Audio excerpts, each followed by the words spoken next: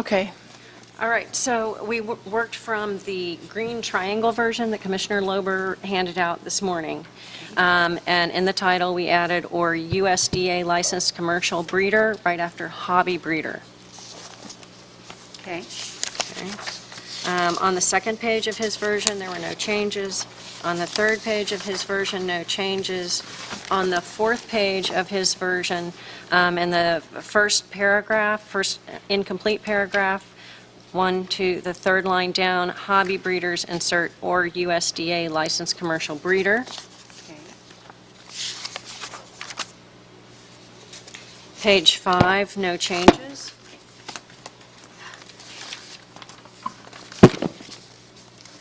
Page 6, we added Commissioner Pritchett's definitions. Actually, before we get there, I think after hobby breeders in the highlighted section, we added, well, I'll just read the sentence as it was amended. The Brevard County Sheriff's Office shall be the sole county authorized entity entitled to conduct any and all inspection or inspections of hobby breeders with respect to this ordinance. Okay.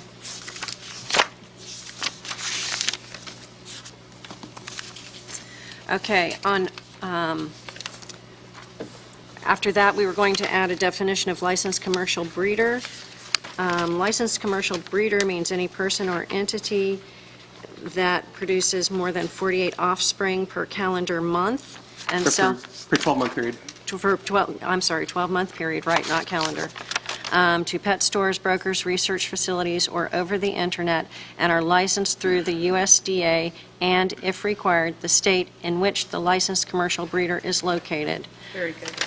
The breeder shall have no documented violation in the preceding 48-month period by any governmental agency or entity. That's under definition, ma'am. Page 7 of the green triangle version, I believe, remains the same. Page 8, under paragraph, Oh, ma'am? I'm sorry, yes?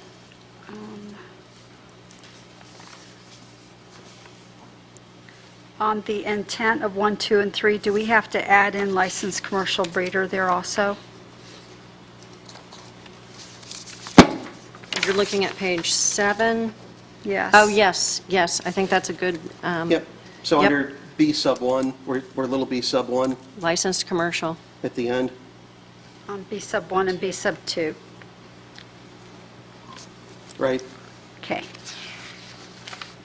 And for B sub 2, it's the third to the last portion in that section. Yes, sir.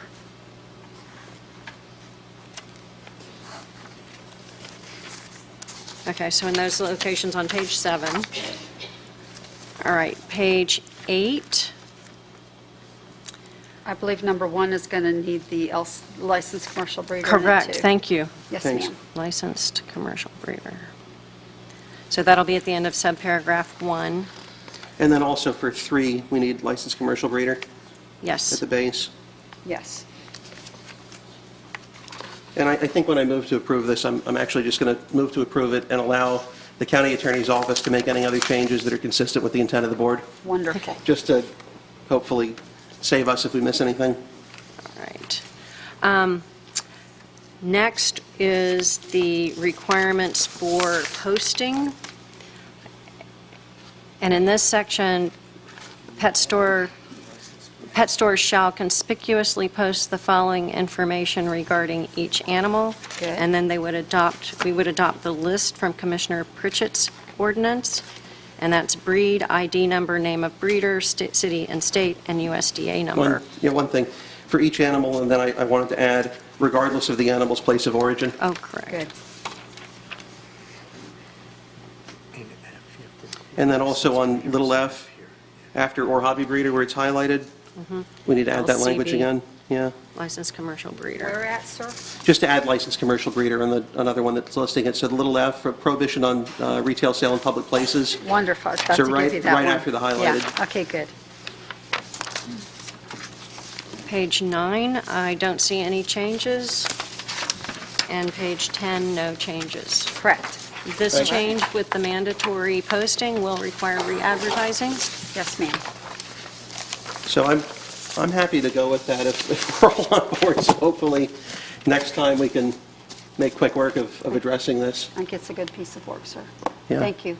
And so I'll go ahead and let me withdraw my prior motion. I'll move to approve what we've just discussed, with the only caveat that we're permitting the county attorney's office to amend where necessary or appropriate to effectuate the board's intent with respect to this ordinance. I second that. Motion by Commissioner Lober, second by Commissioner Pritchett. Any further discussion? Seeing none, all those in favor say aye. Aye. Any opposed? Nay. Motion passes 3-2 with Commissioner Tabaya and Smith in the negative. We got through it. All right. Thank goodness. Okay, next item on your agenda is item J1. The Viera Company is requesting approval of a waiver to Section 62-28895 of the code for the purpose of installing a 28-foot high, 15-foot wide monument sign. It's approximately 420 square feet in overall size, where a 100 square foot sign is allowed. The sign would be placed in a subdivision tract, and it would be located on the east side of 95 at the Viera intersection. The applicant is here also if you have questions.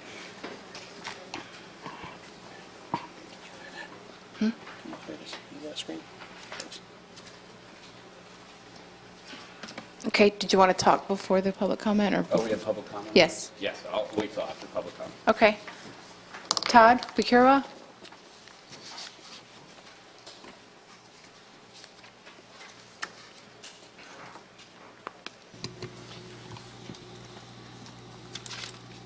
Welcome. Thank you. Good afternoon, Commissioners. My name's Todd Pokriva. I'm president of the Viera Company. Address is 7380 Murrell Road, Suite 201, Viera, Florida 32940. Also with me today is Hassan Kamal from BSE, who was the applicant on behalf of the Viera Company as property owner. So the Viera Company is requesting a sign code waiver to increase the height and overall size of a community sign that would be adjacent to the I-95 right-of-way just south of Viera Boulevard, east of the interchange. There's no specific provision in the Brevard County Code that deals with master plan communities of the size and scale of Viera. Viera is over 20,000 acres in size from stem to stern. The property along I-95 is about 8 miles long. There are 11,000 residential units in a variety of subdivisions.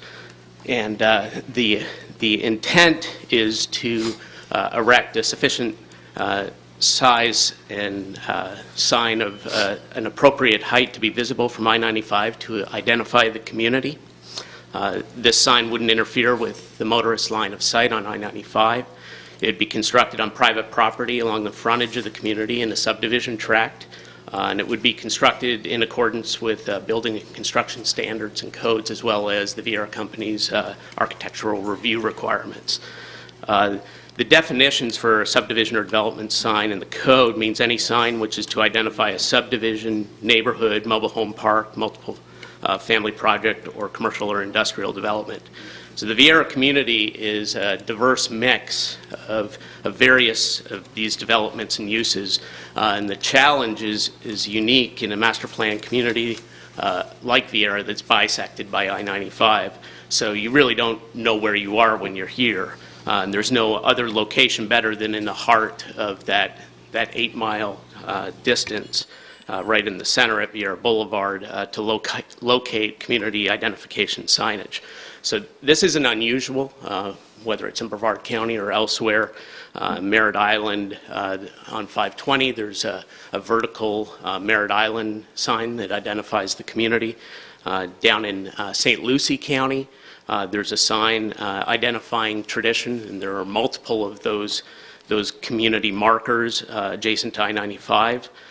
In that case, the height of the tradition master plan community markers are 74 feet in height. So we're not even proposing something that's half that size, but it aids in the branding, identification, and awareness of the Viera community. And this isn't uncommon, this type of request in a master plan community, to place these community signs at key entries and boundary points. And this would be consistent with the colors and materials of other buildings in the Viera community. Boy, you timed that exactly correct. Thank you. And I have a card for Hassan. Do you want to speak? Here to answer any technical questions if anything comes up. Okay, great. Commissioner Tabaya? Thank you. Mr. Prakiva, you've specifically asked for this waiver under the subdivision sign provision of county code. Is that fair? That's correct, sir. I'm not very familiar with Viera, lovely community. Can you tell me the subdivision called Viera? It's various subdivisions. So as I said at the outset of my presentation, Commissioner Tabaya. No, I it's- was listening. My right, question is it's- very simple. there's no- Where is the subdivision? It's a very simple question. It's- Where is the subdivision? Viera is a DRI, right? That is correct. So it's There's- not a subdivision. it My is a question collection of is where subdivisions. is the subdivision? East and west of I-95. So That's a DRI, is it not? why I was asking for the sign code waiver as part of this application is that, as I said, there's no specific provision that addresses master plan communities in the code, and why would there be? There aren't a lot of them, whether it's in Brevard County or in other states. So this is the appropriate waiver to request for a community sign to identify various subdivisions Okay, within an overall community. help me here. Yes. That's the only reason you're asking for the waiver? Because I'm under I was listening to staff, as I hope you were as well, and I think I've got a question for staff coming up. I think we have a provision that's 4 feet by 25. My math is bad, but that's 100. And you're asking for something that is more than 4 times that size. So would it be fair to say that there's another reason you're asking for a waiver other than the fact that you're asking for a subdivision sign that is not a subdivision? I'm asking for a waiver to the On the height and grounds of size size as well. requirements.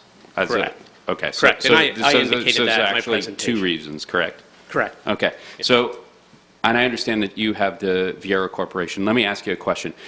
If Blaze Pizza, and I'm not just calling that out because they have a wonderful pizza at a reasonable price, wanted to put a sign in a subdivision about, I don't know, at 420 feet that has the right style, as you guys said, is built to code, would you consider that a commercial or would you consider that a subdivision sign? And I know that's a policy decision up here, but I try to treat everyone pretty equally and fairly.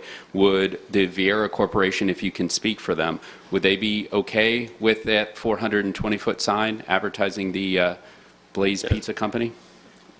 Commissioner Baia, no, that would be a commercial sign. That would be off-site signage for a commercial establishment that is not allowed or permitted under the code. But again, what you're asking for is not permitted under the code, is it either? That's why you're asking for a waiver. So that's Right. the determination, because you've already been rejected by staff because it doesn't meet code. So you're coming here for a waiver. So my question is this is a determination that we have to make. There's an unusual amount of these requests that have come out of your organization, and I just have a parity issue here that I think that is good for the goose should be good for the gander. So my question is, because you're going to hear a motion coming up, that Right. we amend code so we allow for the type of sign that you want, Correct. but I don't think it should be limited to, I don't want to say subdivisions, because Viera is not a subdivision, it's a DRI. I guess my question would be, would you be in favor of amending code to give everyone, not just the Viera Corporation, the ability to have larger signage? Or do you want that specifically to your corporation? Commissioner Tabaya, I was seeking the waiver based on the unique circumstances of the DRI, the master plan community that's 20,000 acres in size.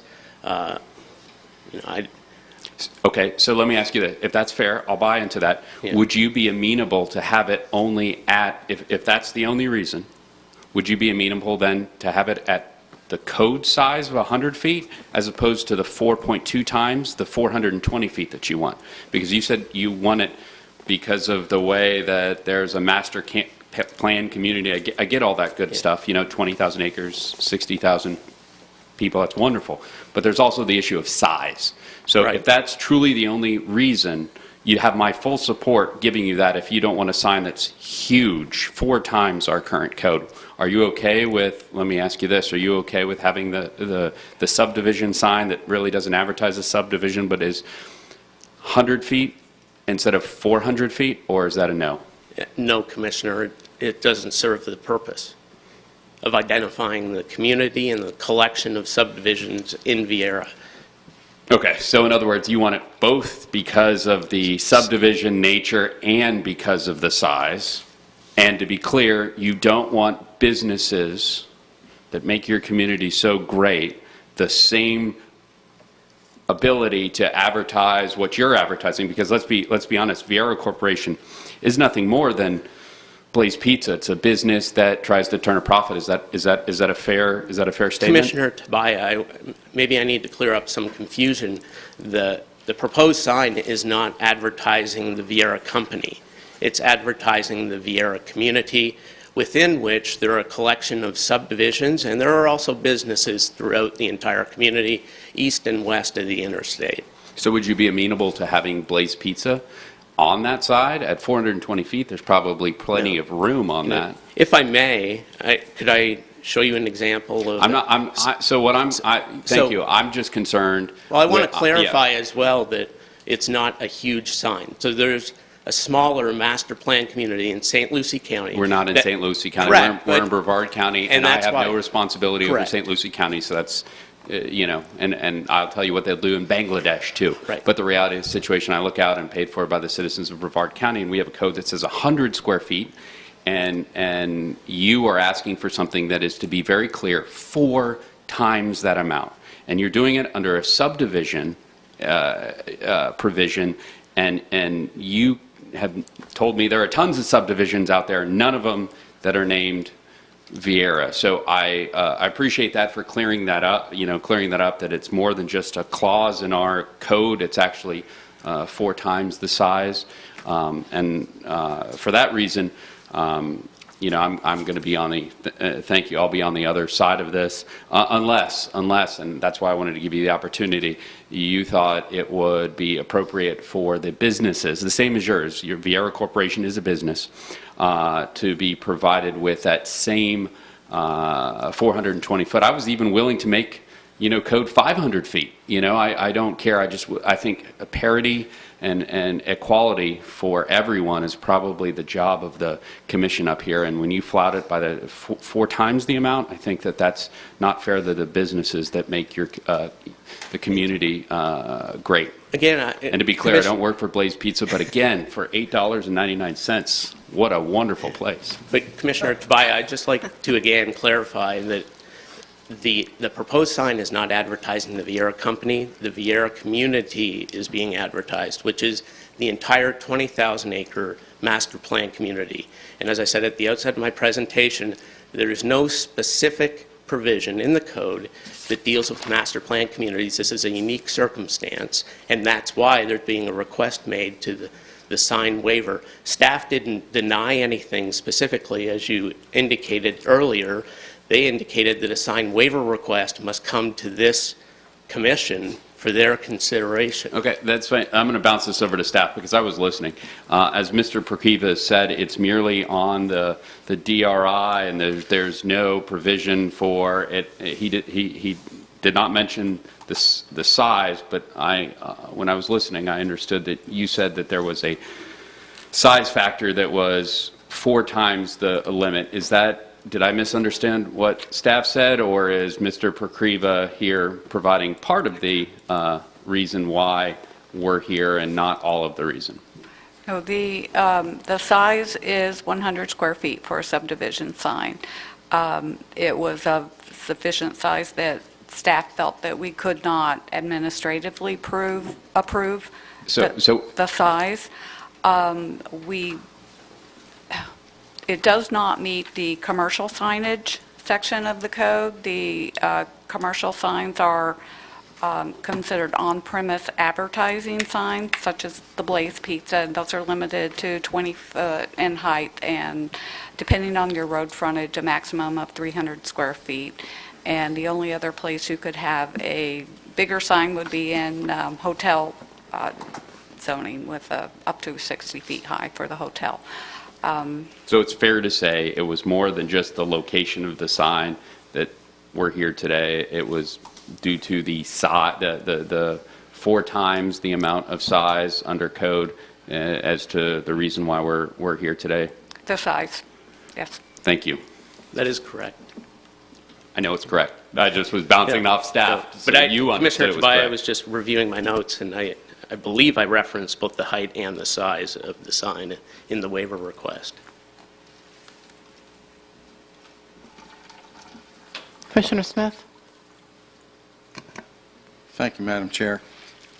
This is my district, and I understand that there's a difference between a DRI and a subdivision, and I understand the purpose of that, and so I would like to make a motion to approve this waiver, and I would also suggest that maybe we should change our zoning to include a DRI, because it is an exception. Is that part of your motion? Yes. Second for discussion. Commissioner Lober? Also, I'm sorry. Commissioner Pritchett? Oh, please. Sorry. Sure. So many lights at once. I looked at your sign, it's very beautiful, and I'm kind of interested that you guys haven't incorporated it, so I'm glad you haven't, because we still get a little bit more of those tax dollars this way, but you guys have done an incredible job building a beautiful area, and most people call it a city. They're going to Vieira, and it's become quite a city, and it's just been an excellent project, and I think the sign is beautiful. We just put a Harley sign up in Titusville, and they got us, I think we gave them 40 or 50 feet so you can see it from the road. So I know that sometimes some things, they just warrant a different thing, and I think if this was called Blaze Pizza Community, might be, they should probably get a sign too, but I mean, I get it with all that. And my only other question, sir, or ask would be that you would change the name of that to Titusville. So if you ever do that, I will get you a 100-foot sign. So thank you, sir. Commissioner Lober? I would just ask that Commissioner Smith consider possibly modifying his motion to address just this item, in which case I would be supportive of it. I can do that. Second holds.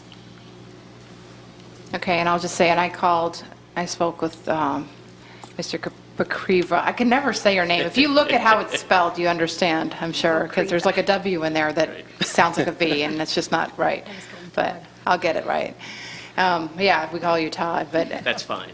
I understand why you had to go. I mean, it's 4 times the size of a subdivision, but that was because you're in essence kind of put in that category because there isn't a DRI category. So I mean, what other option? I mean, do you go commercial? Because it's not really a commercial sign. So, I mean, really, you had no other option. I don't even blame the county for not having a division of DRI, since there are so few of them, and since that's not something the city or a county typically does without a request of, say, a DRI. So I'd like the idea of us doing it. I mean, that way we can have some standards in place, for this. But, I had questions about the size, of course, as well, but it is true. I mean, it's sort of, the Vieira company or not, you guys have invested a ton of money into this community, and you guys have brought a lot of growth and a lot of responsible growth to the community, and I don't see a negative. I mean, this place wouldn't be what it is without it. I mean, I understand that people move here and people make choices with moving their families here and that sort of thing, but your product must be solid for them to buy in. So, I mean, I have no problem with it. I would just like to, again, as a separate motion, maybe deal with the DRI's issue as well. All right, no other discussion? All those in favor say aye. Aye. Any opposed? Nay. Motion passes 4-1 with Commissioner Tobias voting in negative. Did you get who made the motion? Okay. All right, do you want to address that second item? Do you want to direct staff to? Yes, I would. I think it's an anomaly that should be dealt with, and so we're talking about it, so this would be a good time to do it. So I would like to make a motion that we have an exception to the sign rule for DRIs. And do you want staff to develop that criteria? I mean, I think staff can take our direction from the meeting, but You guys can come up with an appropriate size for a DRI, a limit, something like that. Yeah, so what I'm hearing is you want us to look at master plan communities, DRI communities, and come up with an appropriate size sign for them, and then come back to you with legislative intent Yes. in that proposal. Is that what I'm Yes. hearing? Okay, thank you. I second that. Commissioner Lober? Just a question on that. Is that something that you contemplate us voting on prior to having to advertise it down the road? Because I'm supportive of staff looking into it. I'm not supportive of going forward with something that I haven't seen yet. Yeah, it would have to come back to us. Has to come Okay. back. Yep. Perfect, thank you. Yeah, we would bring that back as part of the legislative intent. And one thing I would probably anticipate, just in giving some thought to this and hearing some of the board discussion and working with different developers, that it may be hard for us to come up with what that size is, so maybe we provide an avenue that allows them to approve a sign package that they could present, and then that way there could be some consistency throughout the development and gives you guys the ability to look at it. Yeah, I think that's what we're looking for. We're looking for some direction, so that Okay. when it comes up in the future, you guys can give us some guidance. Will do. And I'd much rather, if someone's going to come and make an appeal to our sign code, that they be in the appropriate category, even if that's where we end up. Yes, ma'am. All right, so I have a motion by Commissioner Smith, a second by Commissioner Pritchett. All those in favor say aye. Aye. Any opposed? Nay.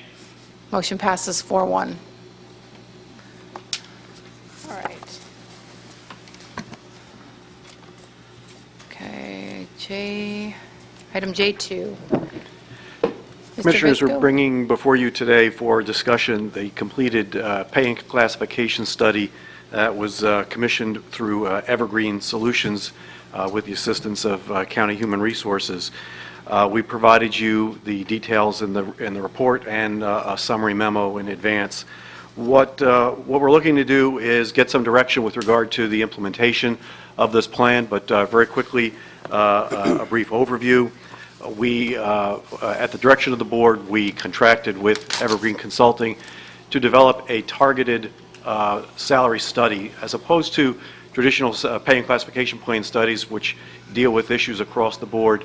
Our issue was to try to focus on difficult to retain, difficult to fill positions, and we gave the additional caveat that whatever recommendations were made, they'd be made with the consideration of our limited financial resources when it comes to the ability to fund projects like this. So what Evergreen was able to do is they came up with a four-phased approach that looked at empirical data. They looked at salary studies that they had done where they collected data from 27 counties and 26 cities over the last year. They matched that up with the county's pay and classification study.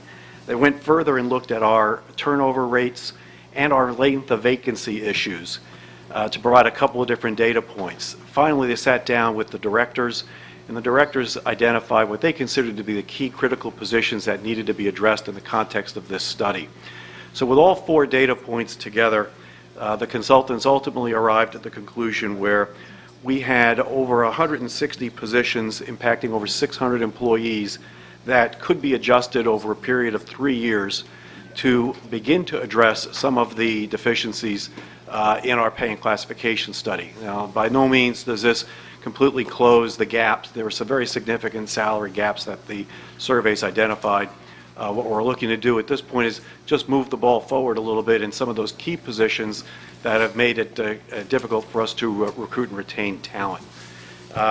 What we're asking the board to do is provide us implementation direction. To implement it all would be one of the recommendations, but we're looking for the ability to implement in this fiscal year. We were quite pleased that with the results of the survey and the way the positions broke down, that we have sufficient general fund monies available in the current budget year to address those general fund agencies and the positions that were impacted. In addition, the impact on the enterprise and special revenue funds is within the budgetary ability of the departments today. So that would be our first recommendation if we move forward and implement this fiscal year. The second recommendation is to follow the guidance that the consultants had provided to us, where we could implement over several years, or we will take the board's direction. Commissioner Lober? Oh. If you want to go first, please. All right. Yeah, I appreciate that. A couple of points. First, let me clarify what Mr. Visco meant to say was that we initially told the consultant that we would like them to provide us an option for 3 years. We did that at the beginning of the study because we had no idea how much a study could end up costing. So we asked for a 3-year analysis. It wasn't that they came back and suggested that it should be in 3 years. We asked them to give a 3-year analysis in case the numbers were so significantly large that it could not be accomplished in a year. As you may recall, and some of you weren't on the board at the time, when the board commissioned this a year ago for the money that we put in there, we also, as part of developing this budget for this year, requested, and the board gave us, we allocated $350,000 of the general fund to put in a reserve to cover whatever the potential costs of a study were. In fact, what happened here is that the general fund portion of the study was significantly below that. That's why we were in a position to say, hey, if the board so chooses, you can go in a 1-year approach, which seems to make sense in that regard. But let me say this as well, and Mr. Visco said it, but I'm going to reiterate something that we put in the memo to you as well. You know, it's important for us to note that and highlight that the purpose of this study was to look at a surgical and targeted approach to the compensation issues that we're facing. In fact, of the 625 positions that Mr. Visco referred to, 28% of them are STEM positions, and from a trade, our blue-collar trade, which we have a lot of difficulty not only recruiting but retaining, 56% of the positions that are trade positions are impacted by this study. This study only represents a small step forward in addressing the very complex compensation issues that we have. If the board chooses to move forward with as one of the recommendations, our May 5th implementation this year, or some other approach, we are a staff and we are going to continue our efforts to address many of those issues through the use of career ladders, reclassifications, and adjusting minimums for new hires where possible, for new employees and current employees where appropriate. We also intend to commence negotiations with the firefighters that were included in the analysis that they were doing, but it was not in the recommendations in terms of what would be given and what were the positions. They are identified in this recommendation, but the dollars that we're talking about, like for fire medics, are not part of this cost analysis because we will be negotiating with the firefighters and in the near future for future increases. Commissioner Lober? Have actually a different thought in mind here. There are 4 different options that are listed on the agenda item. I want to go with option 4 potentially, which is implement any other strategies directed by the board. Just a couple thoughts to keep this somewhat brief.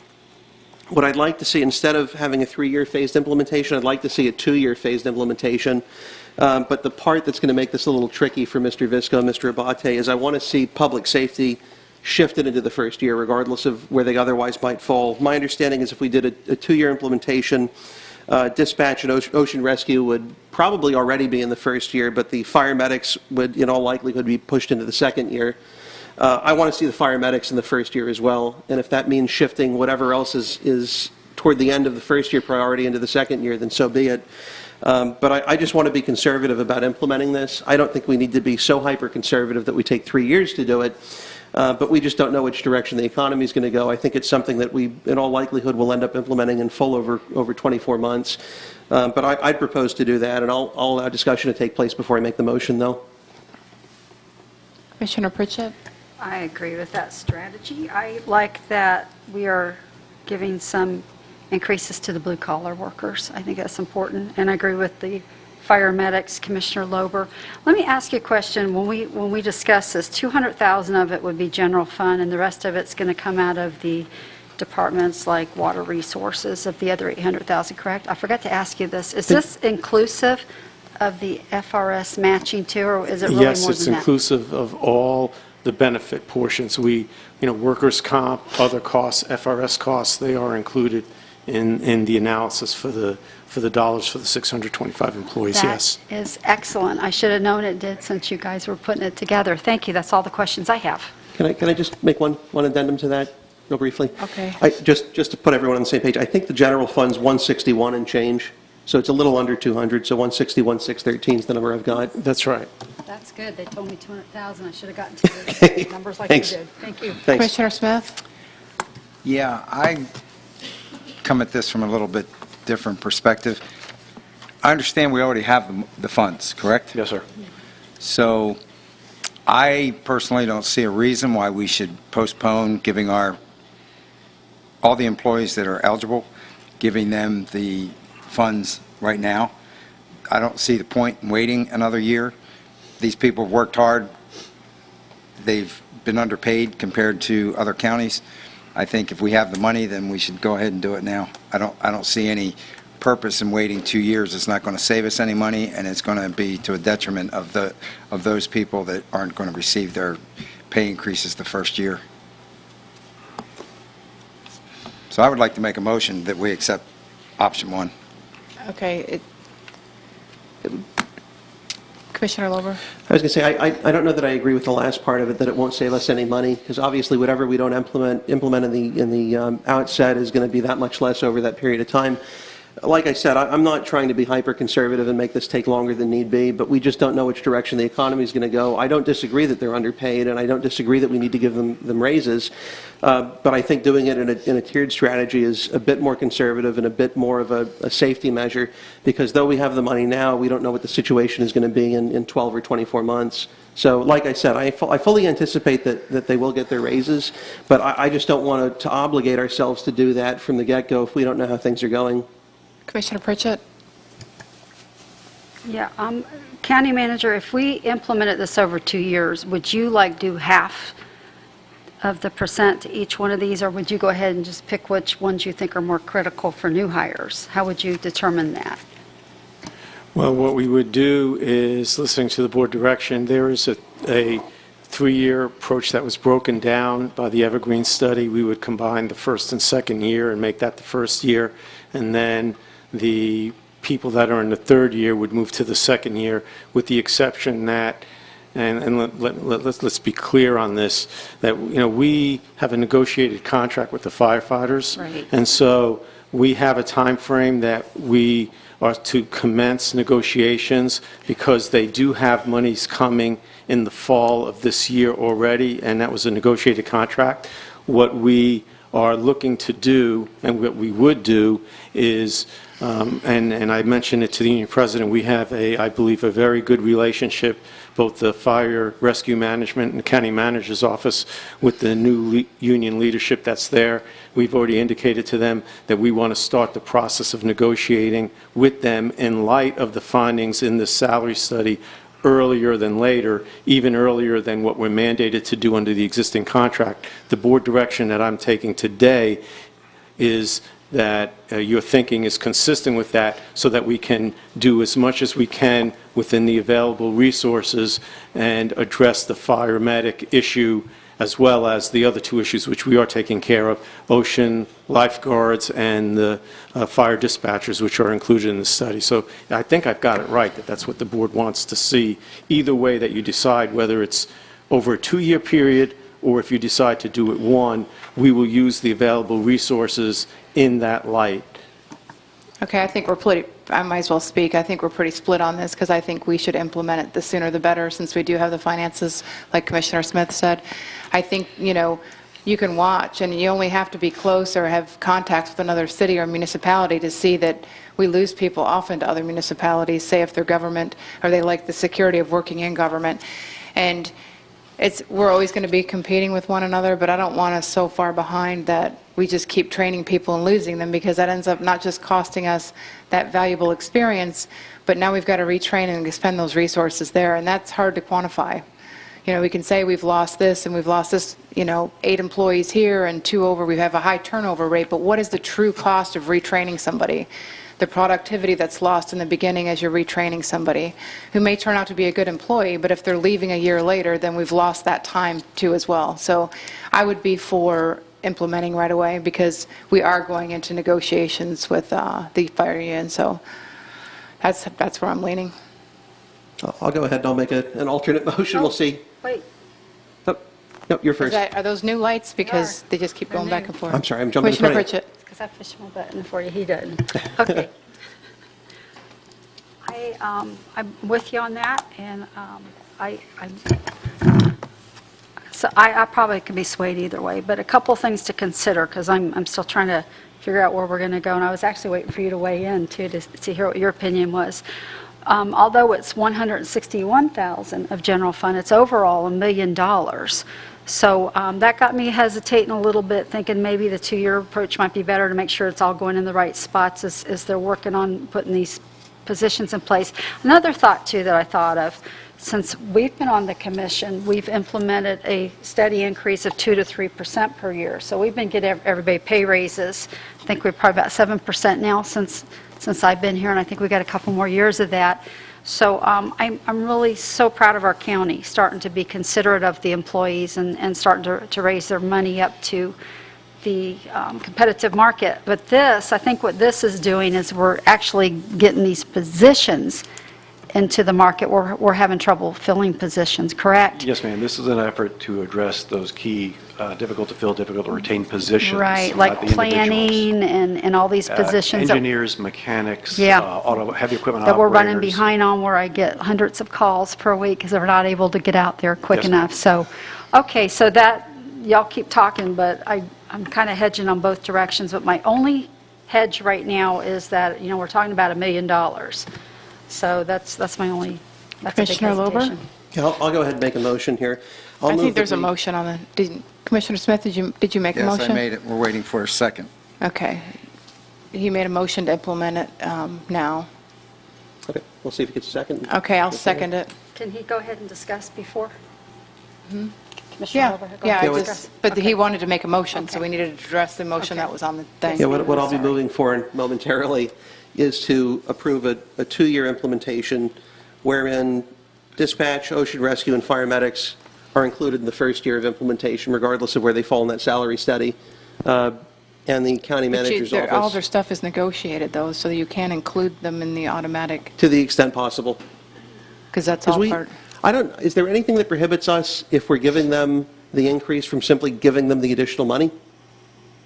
Well, to be honest with you, Commissioners, during negotiations, we should be having discussions in executive session with the board. Yeah. Because they're all contract, it's all contract stuff. Okay, I'll make life easy. You got your 3 votes. Let's go with the motion. Okay. Okay. Well, can I ask one more question? Commissioner Pritchett? County Manager, is there enough ample funds in this to go ahead and take care of this pay study without giving any kind of strain on the general fund? The answer is yes. Okay, thank you. Okay, I have a motion by Commissioner Smith, a second by myself. All those in favor say aye. Aye. Any opposed? Motion passes unanimously. All right. Thank you for the discussion, that was good. Oh, wow. J3.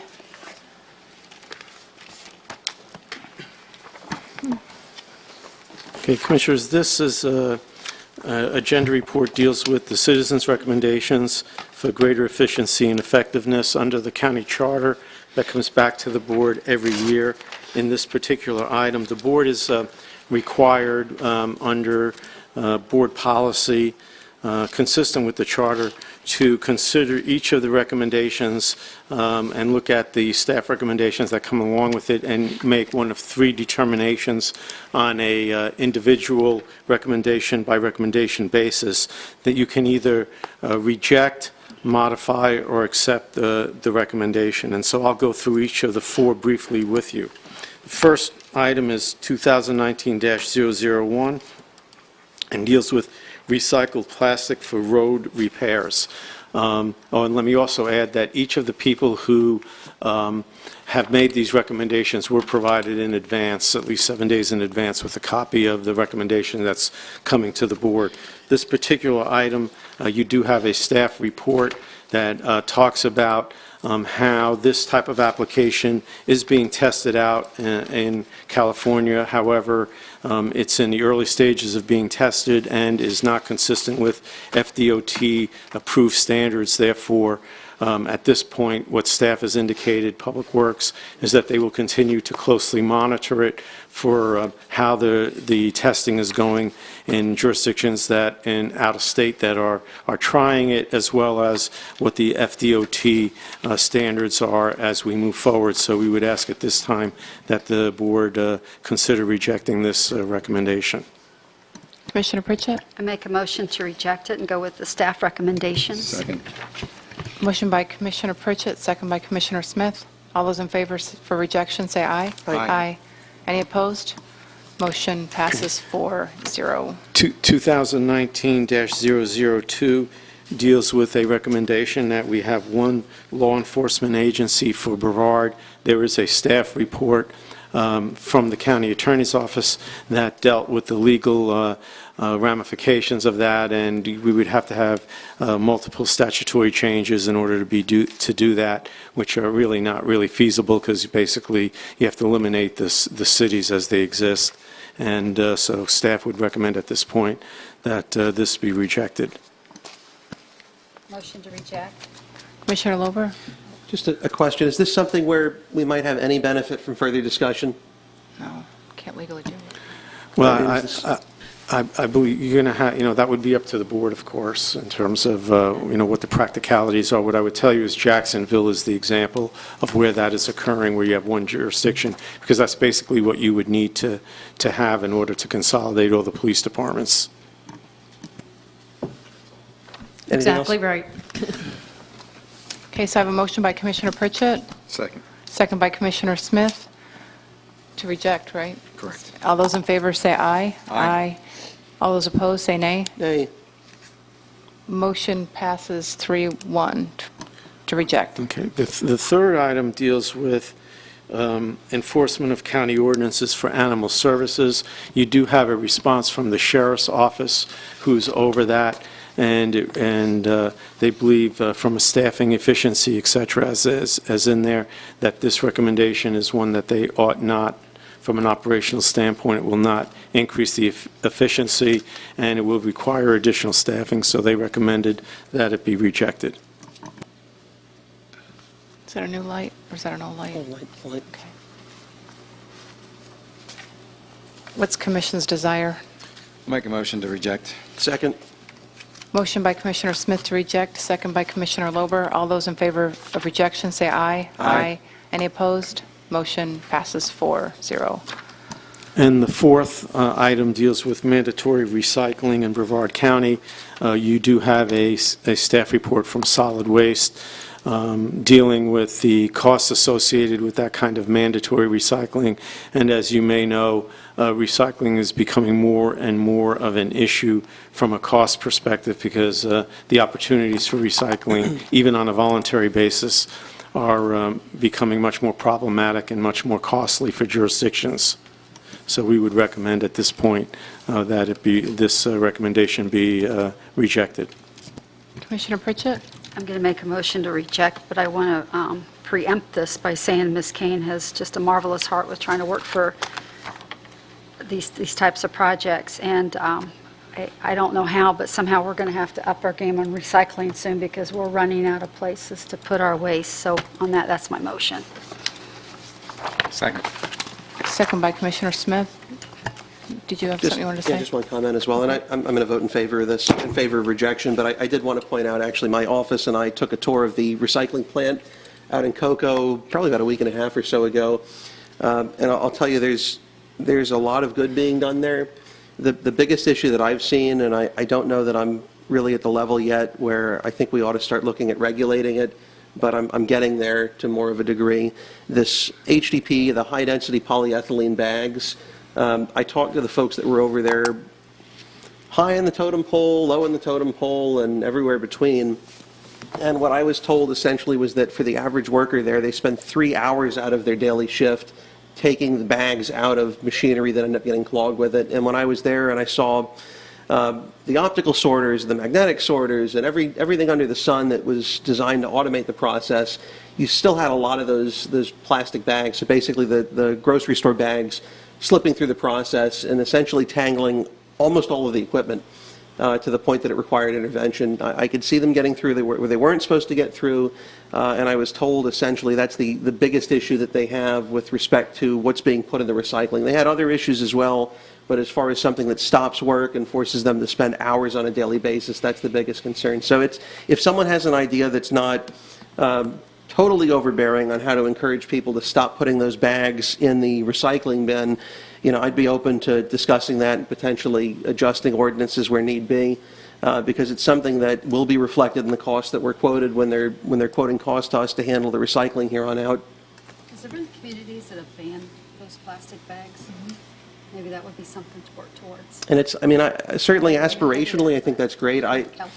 It's just something I don't want to be overly heavy-handed with it, but I'd like to see less than 3 hours out of each person's shift spent on dealing with those bags, because that's absolutely going to translate to an increased cost for all of us. Wish producers would do better. Yeah. Okay, so I have a motion to reject by Commissioner Smith, was it? Pritchett, and then second by Commissioner Smith. All those in favor of rejection, say aye. Aye. Any opposed? Motion to reject passes unanimously. All right. Item J4. All right.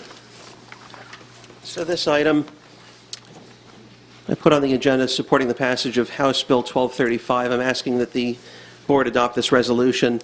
I can go through it. I think it speaks for itself largely, but the bulk of it, I think, is contained in the first portion of it, where I address the actual costs that folks incur or that the government incurs in advertising things. And of course, any cost the government incurs is certainly passed on one way or another to taxpayers.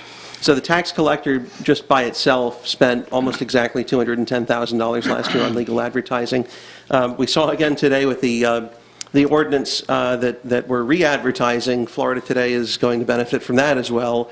I don't think we're going to get an additional person that's made aware of the issue on account of our re-advertising, but it's something, unfortunately, we have to check the box and spend the money. So I'm looking to get rid of that to make things more efficient and advantageous for everyone from a cost perspective. You'll see that the county itself, exclusive of the municipalities and exclusive of the constitutional offices, spent about $75,000 last year on legal advertising. It really does add up. I don't think that it's something that really informs anyone that otherwise wouldn't be informed to the extent that it causes people to show up here.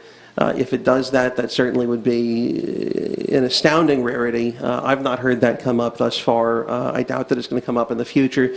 I think that we have a much broader viewership and a much broader audience when we put things online. For those folks that are displeased or disinclined to view things online, there's also the possibility in the bill, or there's the allowance in the bill for folks to receive legal notices by first-class mail or alternatively by email if that's what they prefer. So it's not eliminating the option for people that aren't tech savvy to have the legal notice. It's just making it more efficient from a cost perspective. I don't think this is going to hurt anyone insofar as being apprised as to what's going on in this body or in any other governmental body. It's something that's basically addressing an antiquated requirement that, quite frankly, we shouldn't be under. So I'd move to approve what I've put forth. Commissioner Pritchett? Commissioner Lober, I agree with everything you just said, and I agree with the heart of this. If you would strike out all the peak lines true to my form, I will support it all the way. Nate? Yes, sir. And I have a card, so Mr. You want to Burns? address that first, then I can... Robert Burns? And you can look at that while. I do this to Commissioner Tobias all the time, too. That's all right.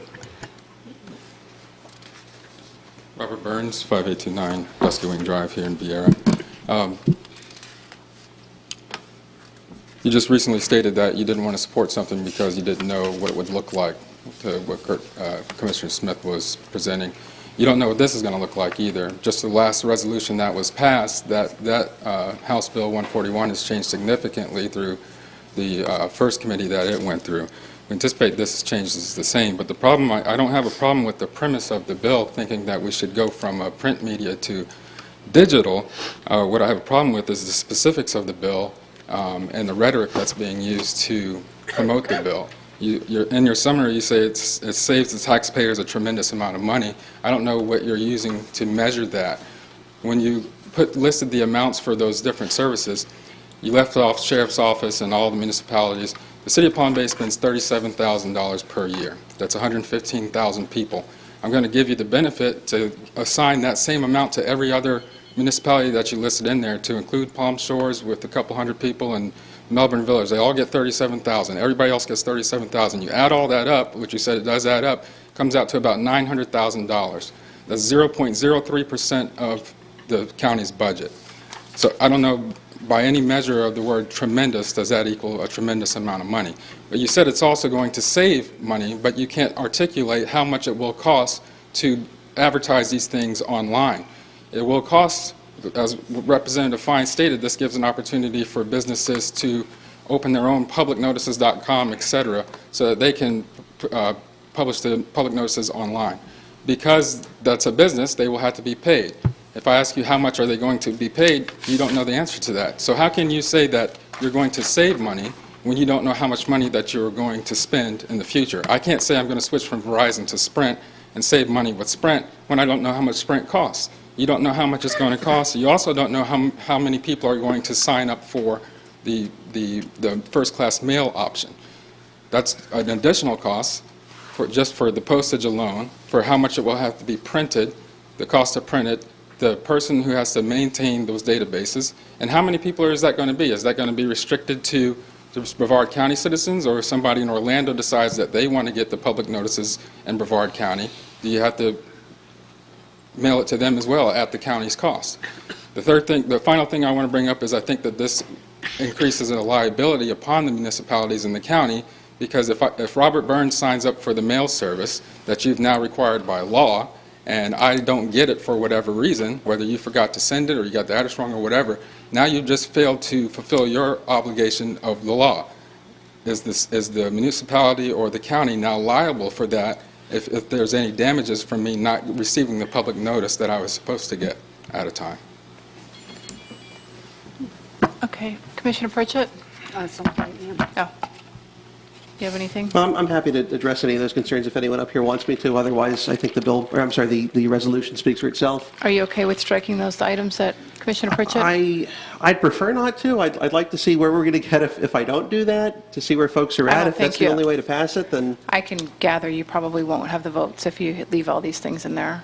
And if you want I think it's more important to get this legislation passed, and I'll just say that I support this because I don't, regardless of what you think about how great or how non-great the newspaper is in their reporting, it really doesn't matter. The fact is that we've changed how we get our news, and we've changed. I can bet you I could ask anybody in this room that doesn't work for government. I mean, if there's a few people in here, when's the last time anybody read a public notice in a newspaper? Never. No. Never. You can't even read it. You need a magnifying glass to read it. But the amount of money that it costs municipalities adds up.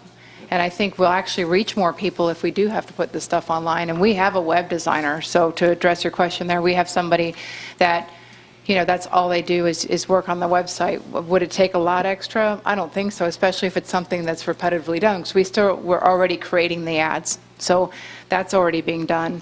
And as far as if they didn't get their notice, if someone signed up, which other than people just, being curious or being, I want to see if I'll get the notices, signing up for it, it's no different than if you didn't get your newspaper now. I mean, who's to blame if you don't get your public notice? Still the government, because it's ultimately the government's responsibility to notice the public.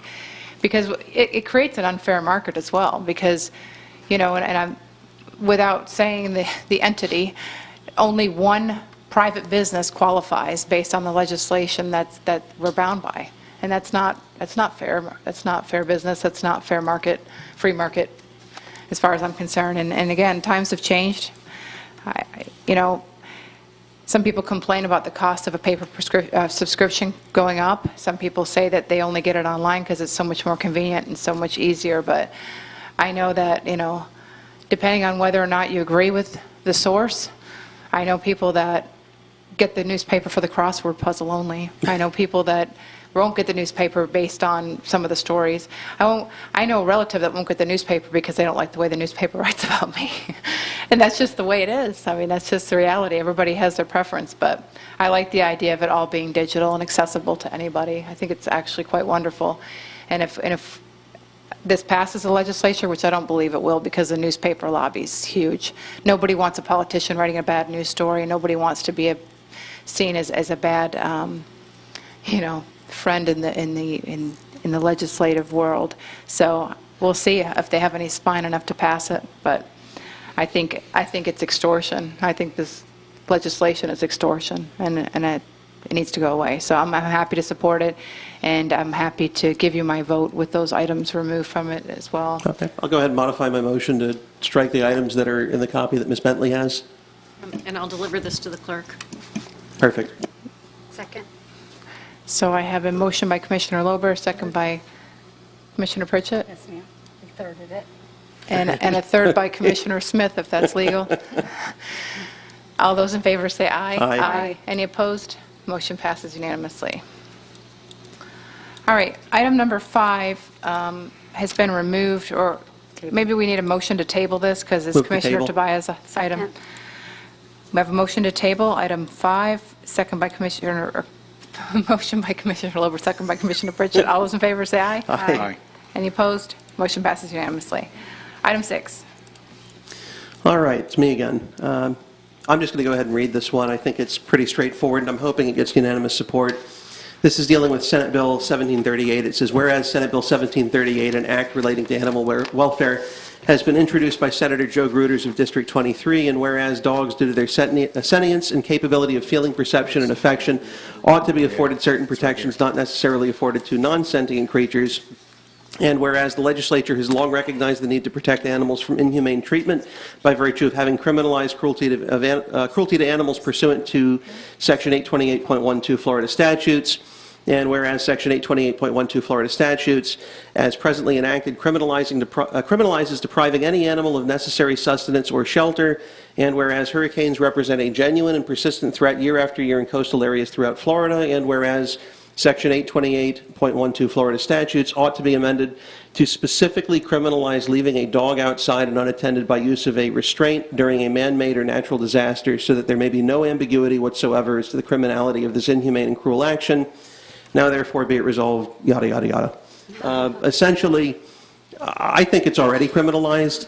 If you read the statute, I think it's already pretty clear that that would fall under the category of depriving an animal of necessary shelter. This simply clarifies and eliminates any ambiguity whatsoever in terms of what the intent is, and whether, in the case of an animal being restrained to a tree during a natural disaster, a man-made disaster, whether that would fall under 828.12. So I would hope that we get support for this. I'm going to move to adopt. Motion by Commissioner Lober, Second. second by Commissioner Pritchett. All those in favor say aye. Aye. Any opposed? Motion passes unanimously. All right, we're down to public comments. Mr. Burns? And Mr. Tovey, if you'd like to speak, you can come up after Mr. Burns. 3. I know, but he can fill out a card when he's up here. Long day. I He's took our- off work today, too. Hi. Robert Burns, 5829 Dusky Wing Drive, Viera. Again, just to reiterate on the last item, I agree with everything that you said. My discourse is with the rhetoric and the exaggerations that are going on to promote the bill. I feel like if it's credible, then let it stand on its own merits. I don't think we have to exaggerate dollar amounts and figures. That's my biggest problem. Just be truthful about, what the facts are about the bill. Commissioner Lober, you brought up a guy previously during the puppy mill thing to talk about context, so I want to talk about context in the Facebook post that you referenced. That was during the campaign before you were an elected official, and it was in response to you attacking a veteran who actually did serve in combat. My response was not addressing your father's public service, whatever office that was, during the campaign, you repeatedly, several times, stated that your father was retired military. No. Yes, you did. No. And this is my time right now, so. Please. All right. So you repaid, and it's still up on spacecoastdaily.com during several interviews. You also did it again today, and I encourage you to go back and look at the video. I corrected myself instantaneously. And I corrected yourself when you made the comment on Facebook. Never. I don't know why you keep going back Okay. and forth with me. Okay, don't go back and forth, guys. I corrected your comment on Facebook when you made it repeatedly, just like you made the mistake and said it again today. And maybe it's because you haven't served in the military, you don't understand the difference. But as a retired military veteran myself, it is my duty to call out someone who is using someone else's service, whether it exists or not, for their own benefit or gain during a campaign. That will not go unchecked. And if that's the way that you decide to govern, to decide that you're not going to serve an individual of the community because you have a grudge against something that they posted on Facebook to correct your falsehood during a campaign before you're elected official, I think that that's pretty telling. You've stated repeatedly that you haven't lost your First Amendment right coming up here. And no one has said that you have. But what you have lost is respect. You've lost your self-respect. You've lost the respect of your constituents. I can tell you when I stepped out into that lobby today, there were 7 people who came to me and stated that they voted for you and will not be voting for you again, that they are your constituents because of your behavior and the decorum and the lack of it that you have on social media and in this chamber. So I encourage you to take a look at yourself before you want to start deciding who you will and won't serve when you've taken the oath to serve everyone in this community. You are the vice chair in addition to District 2. So you're going to make an argument that I don't live in your district. That's irrelevant. But you are the vice chair of this chamber, and we expect you to conduct yourself in a manner that's consistent with that. Okay, did you want to talk on your own? No, I would, yeah, I'd just like to make some comments. I don't need you up here because I don't have any questions for you. But first off, you are the only individual in my lifetime who's insulted my father's service. And as I stated, the only time I've ever said anything about him having served in the military, I corrected myself instantaneously before anyone had the opportunity to do so. If you've never misspoken, then you have every right to criticize me. But me saying that here on video where everyone can see the context and the fact that I didn't anticipate you coming here and discussing this, I don't think that's such a bad thing. You know, I didn't try to misrepresent anything. I've never done that. What you may be mistaken about is I said my grandfather was in the military. I have never once, prior to having corrected myself this one time, ever said that my dad served in the Army, Navy, Marine Corps, or Coast Guard. I've never said that. And you couldn't produce a single item when you came up here showing that. Why? Because it doesn't exist. And I challenge you to come back the next time and show me something. Or now, if you can pull it up while you're sitting there before the end of the meeting, I'd love to see it. You won't find it because it doesn't exist.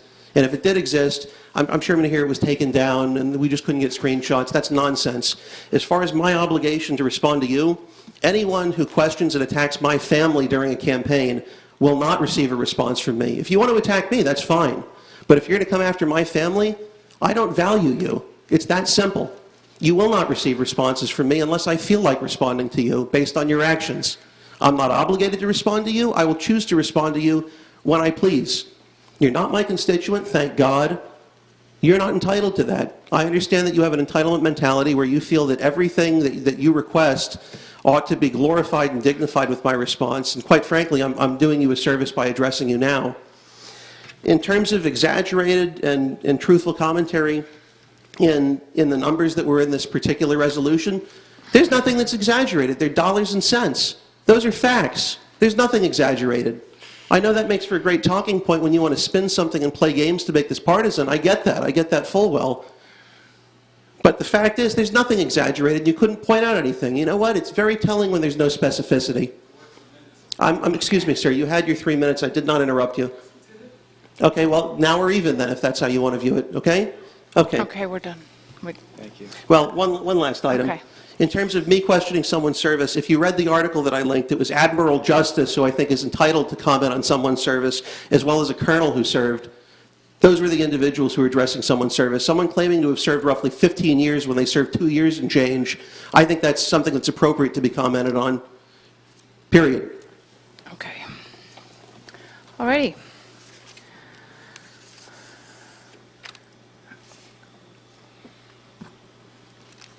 Mr. Abate? I have no report. Ms. Bentley? I do have a report. You have a printout of a board report for March 26th. It's regarding the former Children's Services Council. And at the end of this, I'm going to ask for direction regarding the dispute resolution proceedings with the former Children's Services Council. You'll recall you dissolved the Children's Services Council in January.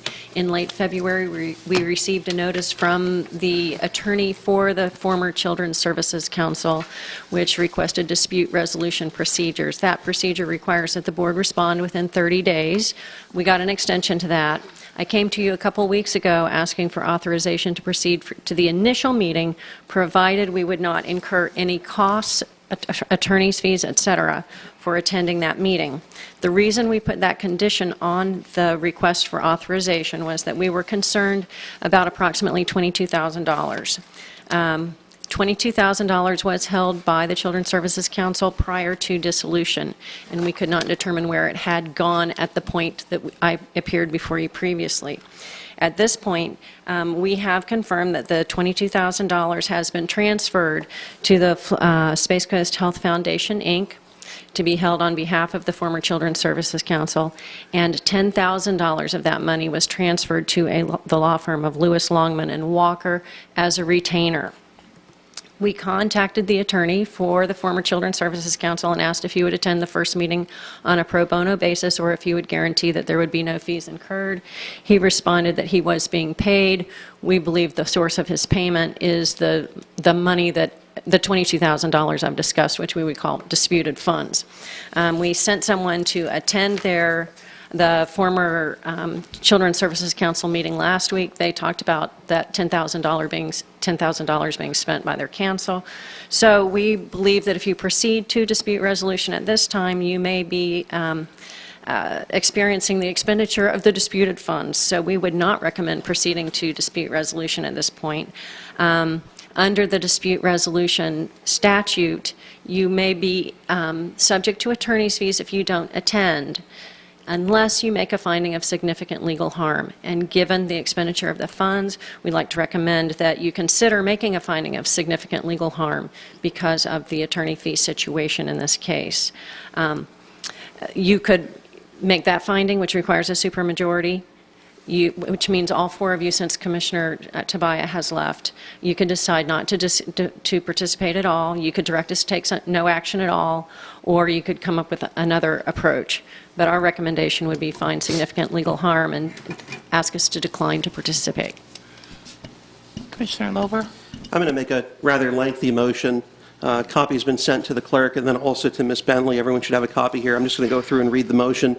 I'm moving that the Board of County Commissioners, I'm going to refer to it as BOCC from here on, find that, one, on January 22nd, 2019, the Children's Services Council, which I'll refer to as the CSC here on out, was dissolved as a direct and immediate result of the BOCC having unanimously, through a 5-0 vote, passed Ordinance 19-02, and two, the same day that the BOCC unanimously passed Ordinance 19-02, but approximately 10 minutes prior to the ordinance having been filed with the Secretary of State, one or more former members of the CSC transferred $22,726.40 of assets that formerly belonged to the CSC from Bank of America to the Space Coast Health Foundation, I'll keep calling that SCHF, to be held at a restricted account at the Community Bank of the South. And three, pursuant to Section 189.076 Florida statutes, the county assumed the CSC's debts, liabilities, contracts, obligations, and property, including monetary property, at the time the CSC was unanimously dissolved.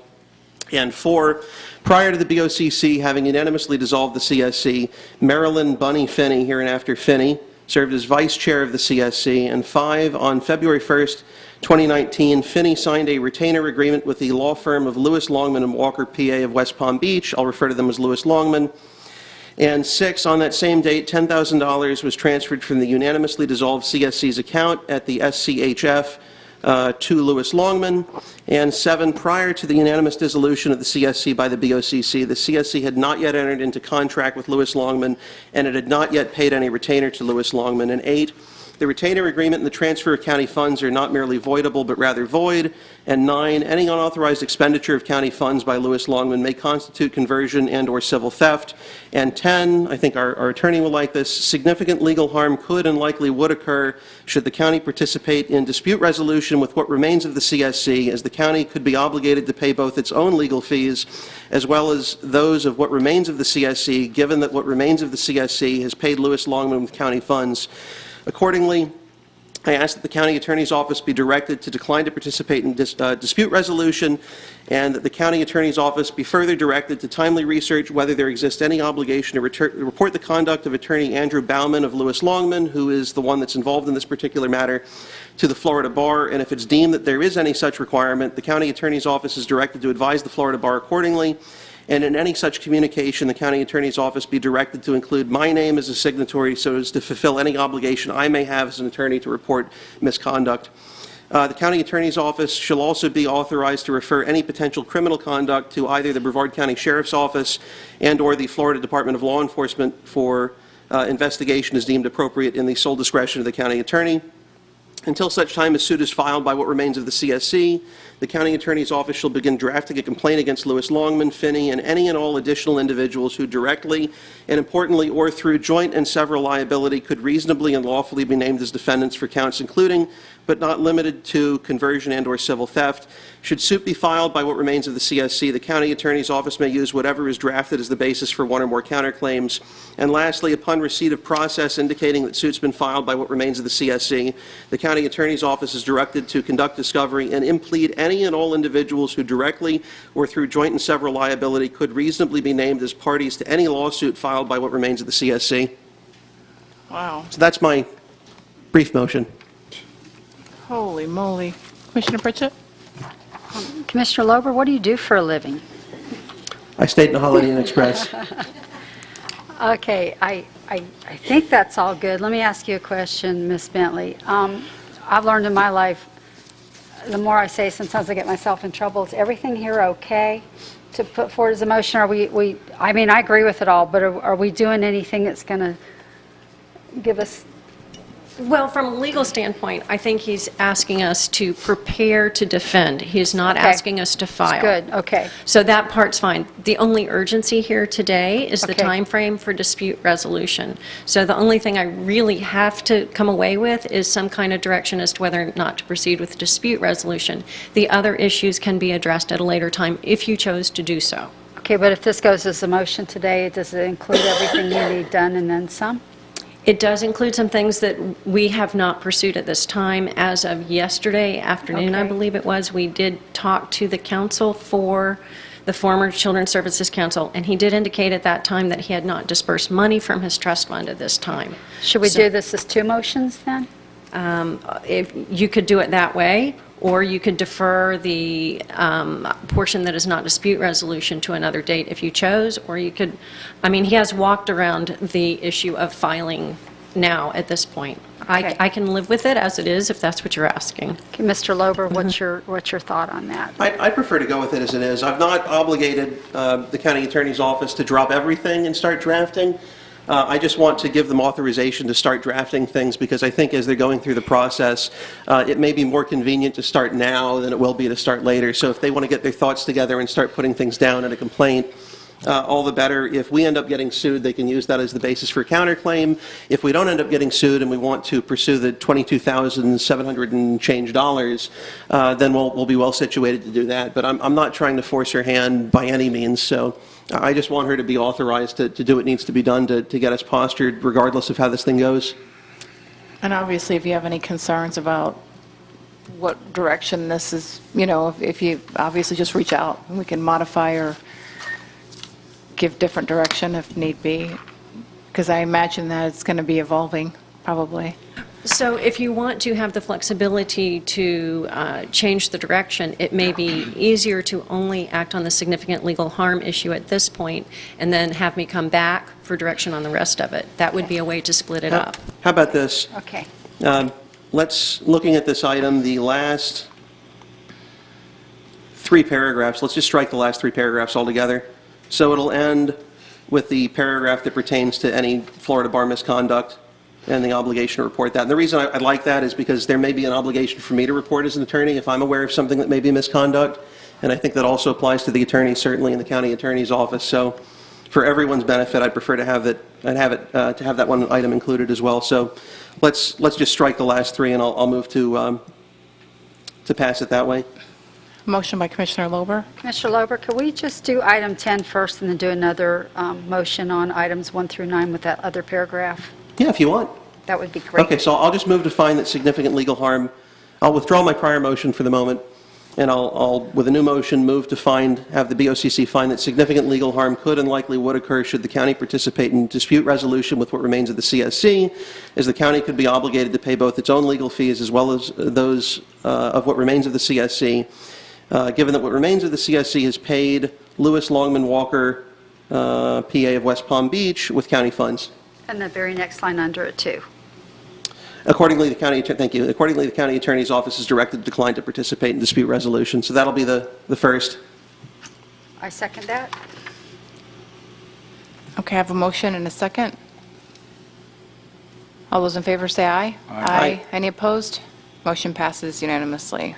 Okay, and then as a second motion, I'm just trying to think if I should leave it, even for redundancy's sake, just to leave the remainder of it in and just pass it as written. It's not going to hurt anything to have it in there if we leave the item we just passed, is it? I can't see how. We wouldn't need the whole 10, would we? It would be a little redundant. It might Yeah. get pulled into depending on how the cases fall out, it might get. Okay, so let's I do this. prefer them separate. We'll take out 10 and the one-sentence paragraph immediately following it that says, accordingly, the county attorney's office is directed, and then ends in dispute resolution. And I'll move, obviously, to fixing the grammar, taking out the "and" at the end of 9, replacing the semicolon with a period. Okay. I'd move to approve the remainder of this, so everything through 9, skipping 10, skipping the paragraph, the one-sentence paragraph after 10, and then picking up immediately after that with the county attorney's office is further directed. Although let's strike the word "further" because that would be the first direction in this motion.